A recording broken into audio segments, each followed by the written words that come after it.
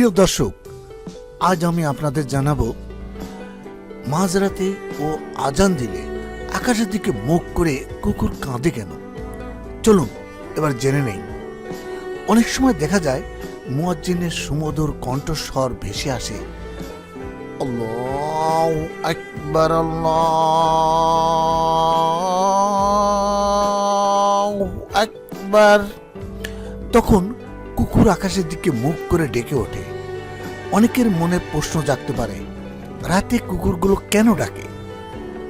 মুয়াজ্জিন যখন আজান দেন তখন শয়তান পালানোর জন্য ছুটাছুটি করে এবং সে কুকুরের কানের ভিতর দিয়ে লুকাতে চায়।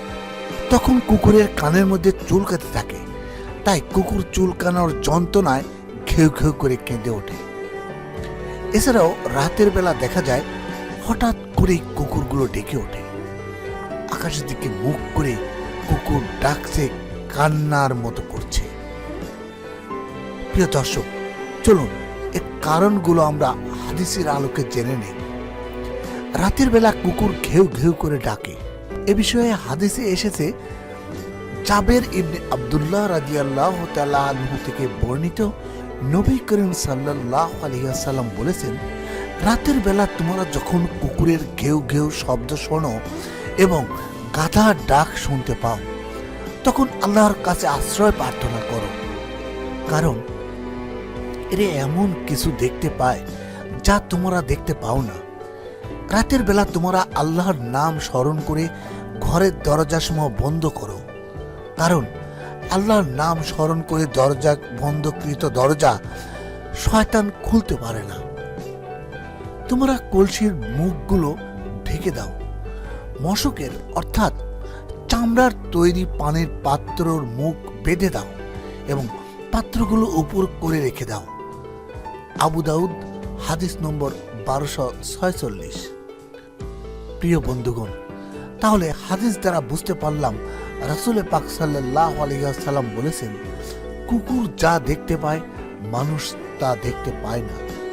কুকুর শয়তানকে দেখতে পায়, এজন্যই পরক্ষণে বলেছেন, অবশ্যই রাতের বেলা তোমাদের দরজাসমূহ বন্ধ করে দাও বিসমিল্লাহ বলে, কারণ কুকুর তখনই ডাকে যখন সে শয়তানকে দেখতে পায়।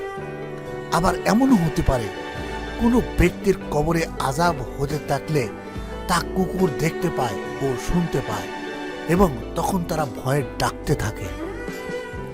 আমরা জানি রাসূল পাক সাল্লাল্লাহু আলাইহি ওয়াসাল্লাম বলেছেন, বোবা জীবজন্তু ও পশু পাখি কবরের আযাব দেখতে ও শুনতে পায়। তাই বন্ধুরা, আমরা রাতে যখন কুকুরের ডাক শুনব তখন আমরা পড়ব, আউযু বিল্লাহি মিনাশ শাইতানির রাজিম। প্রিয় বন্ধুগণ, আশা করি আমার এই প্রতিবেদনটি আপনাদের ভালো লেগেছে। সবাই সাবস্ক্রাইব করবেন এবং সঙ্গেই থাকবেন। আল্লাহ হাফেজ।